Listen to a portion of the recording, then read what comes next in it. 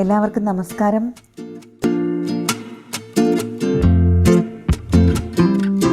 ഇതാണ് തൃപ്പരപ്പ് മഹാദേവ ക്ഷേത്രം.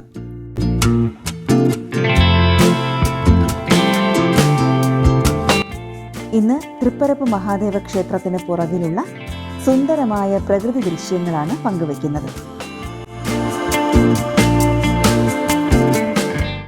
ക്ഷേത്രത്തിന്റെ പുറകിലെ വാതിലിലൂടെ പുറത്തേക്കിറങ്ങുമ്പോൾ അതിശയകരമായ അതിമനോഹരമായ പ്രകൃതി ദൃശ്യങ്ങളാണ് നമ്മളെ കാത്തിരിക്കുന്നത്.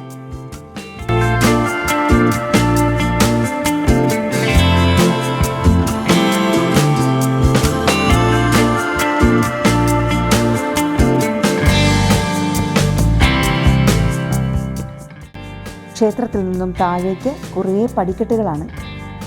ഈ പടിക്കെട്ടുകൾ ഇറങ്ങി താഴേക്ക് നടക്കുമ്പോൾ ദൂരെ വെള്ളത്തിന് നടുവിലായി ഒരു കൽമണ്ഡപം കാണാം.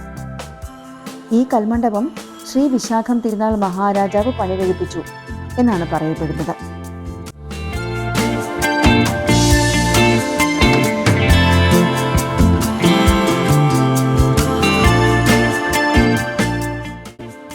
ഈ മണ്ഡപത്തിനുള്ളിൽ ഏത് വെയിലത്തും കുളിർമയാണ്.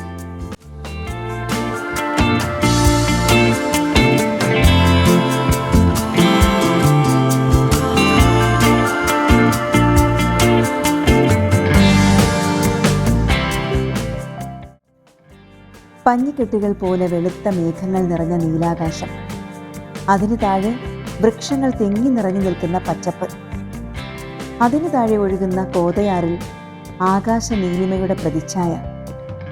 കണ്ണീർ പോലെ തെളിഞ്ഞൊഴുകുകയാണ് വെള്ളം.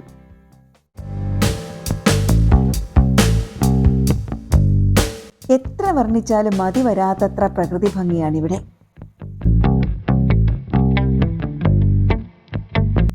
ആരുടെയും മനം മയക്കുന്ന സ്ഥലമാണ് തൃപ്പരപ്പ്. കാടും പച്ചപ്പും വെള്ളച്ചാട്ടവും എല്ലാം കൂടി ചേർന്ന് ഇവിടം വല്ലാത്ത പ്രത്യേകതകളുള്ള സ്ഥലമാണ്. മഴയില്ലാത്ത സമയങ്ങളിൽ ഇവിടെ നൂറുകണക്കിന് സഞ്ചാരികളാണ് എത്തിച്ചേരുന്നത്. പ്രകൃതിക്ക് ഇത്ര ഭംഗിയോ എന്ന് അതിശയിച്ചു പോകുന്ന കാഴ്ചകൾ.